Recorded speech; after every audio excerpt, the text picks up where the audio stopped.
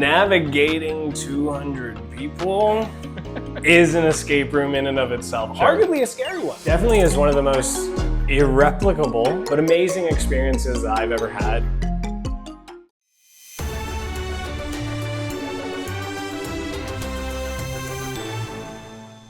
Hey y'all, welcome to another episode of Behind the Beast, where we get to know the contestants on Beast Games Season 2, Strong vs. Smart. I'm Nicholas Kalra, I'm player 46.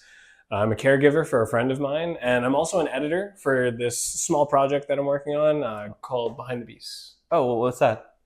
I'm just doing the editing side of it, but it's supposed to be a video series where we're interviewing people from Beast Games. Have you heard of that? Oh, the Mr. Boost guy does that. Right, yes. Yeah. James? James. So now you received your education in both psychology and statistics. So how do both of those complement each other, and what do you want to go with your career from there? So initially, I wanted to become a therapist. I actually wanted to open up my own private practice. I got a minor in entrepreneurship to try and accomplish that as well. That being said, in order to do that, I had to get a PhD in psychology, which was a goal of mine for a really long time. But during my undergrad, I did a year and a half of research and realized this ain't for me. It's a lot of work. This ain't for me, dog. And I wasn't about to commit myself to another 4 or 5 years trying to get a PhD if I was going to be so miserable, because it wasn't just it was hard work or whatever. It's just I wasn't happy doing it. Sure. So I decided to shift my direction, and now I want to apply those skills in marketing. It's something that still works quite well. Psychology helps me with a good basis and understanding of how to perceive individuals and how they might think through things. And then statistics for the analysis of the data and trying to figure out maybe what ad campaigns work best in certain fields. Because definitely people usually think marketing is like only a creative field when it comes to like advertising, branding, social media, but there are those analytical aspects like you were mentioning, the marketing research and analytics. Right. On the show, you were coined as an escape room master. So what fascinates you about escape rooms? And can you tell us about some of your favorite ones you've done? Well, I don't even know where to begin. I've done 60. My sister got me into them. She's done over 100 now. That's wild. Yeah. No. So it runs in the family. It does. Okay, it does. So she introduced me to those, and at first I was just excited because of all the little puzzles and stuff that you could discover, and I've always loved problem solving. So it was absolutely really fun there. But as we got deeper and deeper into it and learning more about different places, we found ones that just had such immersive environments that you go into that you can genuinely reconsider whether or not you're in reality. Sure.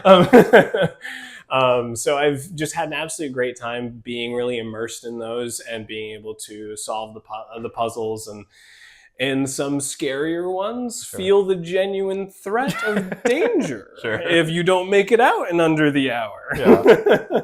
I actually got to do the 4th best one in the world back in 2023. There's a list called the TERPECA list. Nice. Okay. That is the top 100 escape rooms in the world for that year, voted on by people who have done at least 100 escape rooms. Nice. So it's a vetted system. Yeah. And I got to do the 4th best one in the world and the 7th. They were both in Canada, and they were phenomenal experiences. The 4th best is my favorite. I slapped the mic. My favorite. That's okay. We'll leave that in. We're leaving all of this in. Perfect. My favorite was the 4th best in the world. We had to go into like this dilapidated church, and it was haunted, and the actors that were a part of it just made it so immersive and such an awesome experience. And there's also this really scary one that we did where we were in this guy's basement, and just to leave it short and simple, we were kind of threatened with a taser. We walked out okay. We were fine, unscathed. So like whenever you were talking about this being the 4th one, why haven't you tried out the first 3 biggest ones?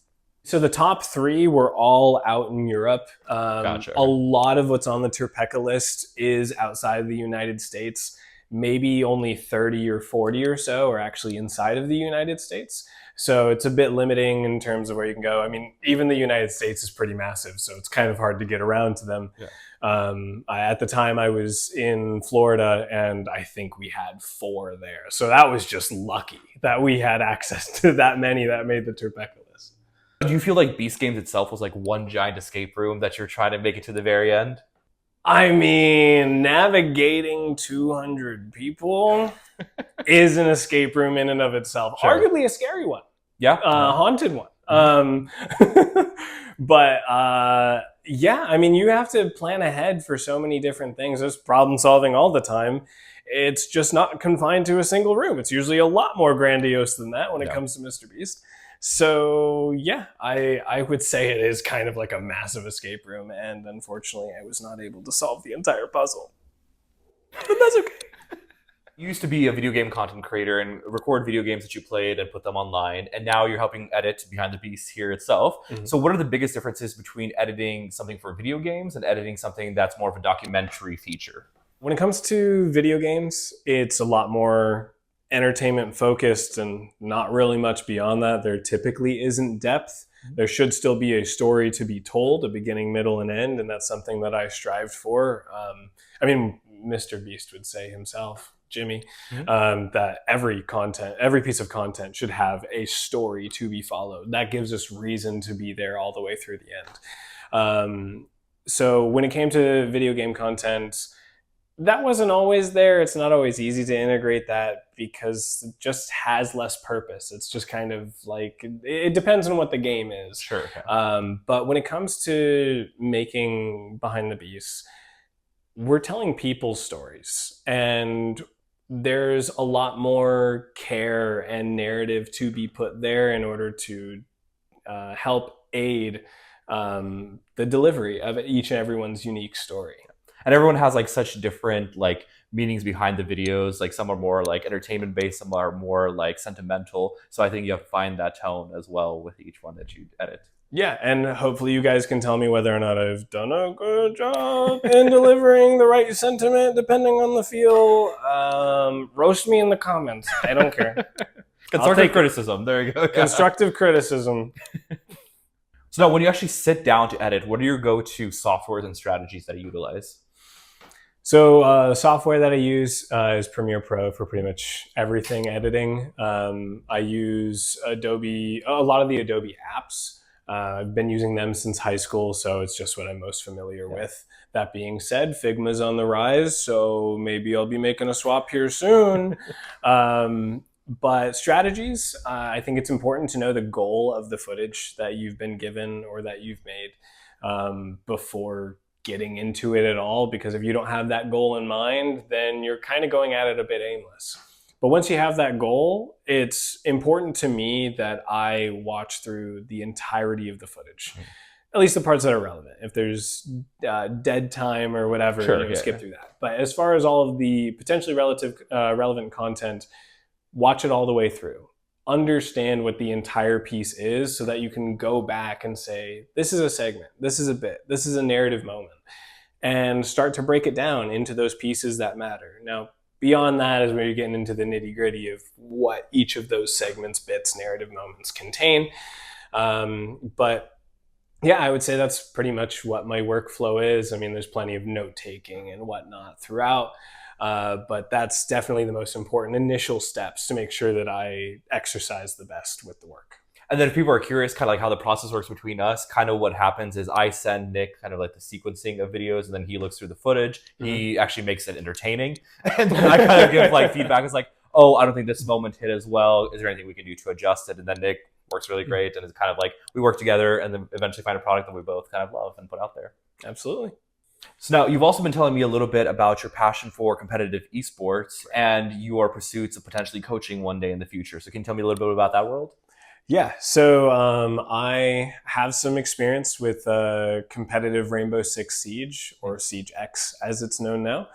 I started a competitive team back in 2018.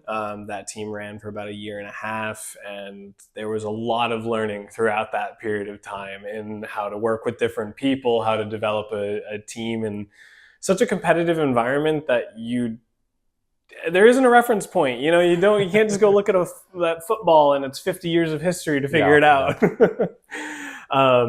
And eventually that team did disband. Then I managed an all women's team for the latter part of 2019. That was a really cool experience and an awesome opportunity for representation for women in esports.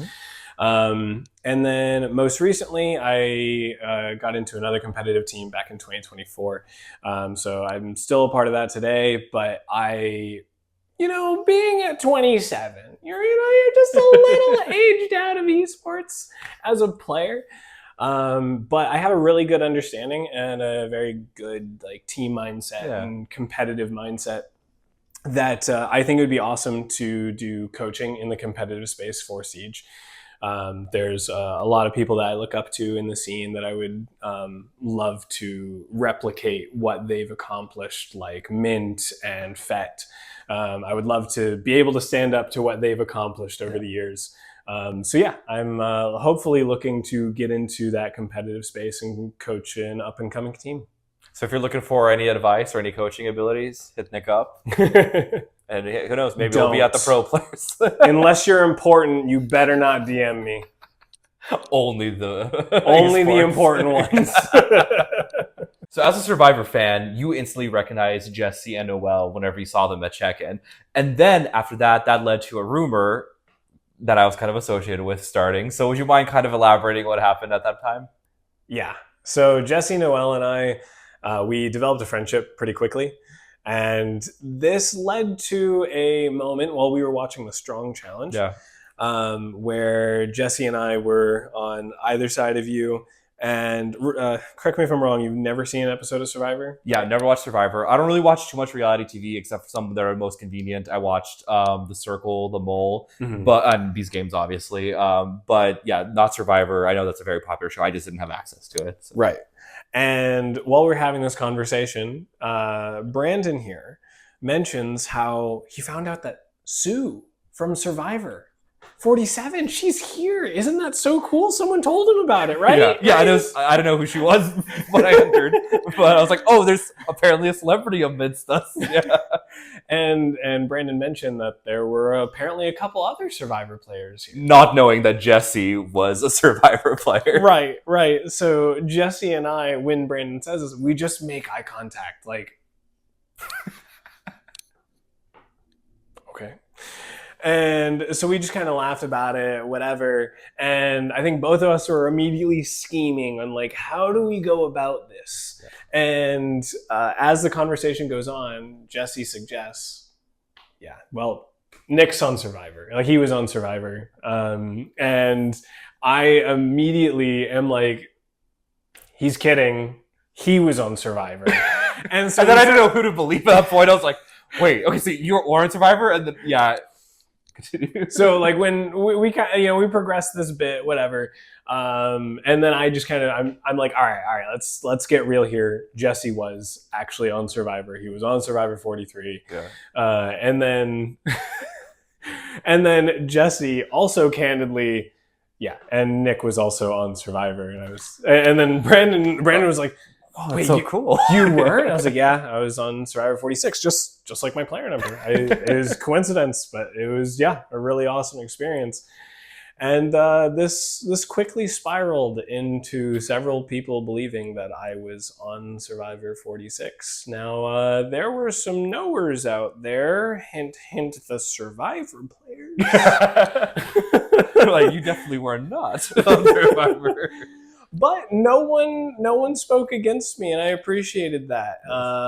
Except for Hannah. Ooh. Looking at you. She was not on Survivor, but she is a diehard Survivor lover like I am, so she kind of knew I was BSing from the get-go. Yeah. And she kind of ruined it a little bit. It's okay. It's okay. After filming concluded, you actually created an online space for a lot of the contestants to connect after the show and play games together. And we actually got to play a lot of Blood on the Clock Tower, which is one of your favorite games. Right. So can you talk a little bit about that game and what draws you to actually host these events and what you like about it? Well, Blood on the Clock Tower is a social deduction game. You're trying to figure out who's evil and what their roles are and Kind of like an whatnot. advanced Mafia. Exactly, Yeah. exactly. Or Among Us, if you're familiar with that. Among Us with roles. Yeah. It's really entertaining, an absolute blast. And I mean, I'd get into the nitty gritty, but it's a lot. It's a lot. It's actually so simple, but it's a lot. But I think it's really important to have events because even though we are in the most connected society we've ever been in, where you can reach anybody on this little rectangle in your hand at all times, we're also so disconnected because we're so distracted by all of everything, ads, media, notifications, and it's ridiculous. And hosting events is an opportunity for us to just kind of get away from that a little bit. Everyone has the expectation of being there. Everyone is there for each other's time, each other's presence, and we're going to have fun with a little activity as well. So I think events are just a great way for us to get away from the everyday distractions and everything. So I think they're just really important for that reason. All right, and to finish things off, we have some rapid fire questions. You ready? I didn't know this was coming. Good luck. PC or console? PC. Nice. Earbuds in or speakers when you're editing? Earbuds in. I mean, I need that audio to be crisp and clean. That's fair. Now, favorite snack while editing? Cheez-Its. But caveat, in a bowl with a spoon. Don't judge me. I don't like greasy keyboard or mouse, okay? Valid, weird, let's go. What do you want people to remember about your work on Behind the Beasts? I don't think it necessarily matters my work itself, but I want people to remember the contestants. I mean, everyone has their unique story that we're telling throughout Behind the Beasts, so I hope that they can remember their story, relate to it, and get something out of it. I love that. And to finish things off, how will you remember Beast Games 10 years from now? 10 years from now?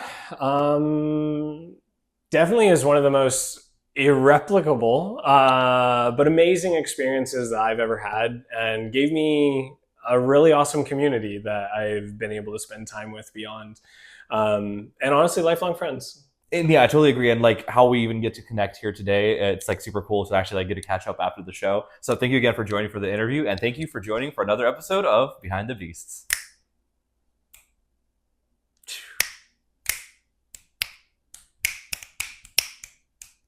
I can't snap with this finger, which is super weird because I know how to snap with this one. So it's like you'd think my mind would figure it out. But it doesn't. It just doesn't work that way. And you're snappier than I am. This was my marketing bit. It was the What? Thank you for watching another episode of Behind the Beasts. It genuinely means the world to me. Now, for those who do not know, we are also doing a fundraiser across the entirety of the series for Major Connections. It is a foundation created by Gloria, one of the other contestants on the show, and its purpose is to provide resources as well as a sense of community for those with disabilities, both kids and adults, in rural communities. Now, oftentimes major cities, they have the funds to be able to provide these resources, but smaller cities do not, and that is what Major Connections aims to solve. If you want to learn more about Major Connections, check out the link in the description. If you have the financial means to do so, please donate to the cause. And if you don't at this moment, that's okay. Please share it with your friends and family. But for now, thank you for taking the time to watch Behind the Beasts, and I'll see you in the next video. Bye-bye.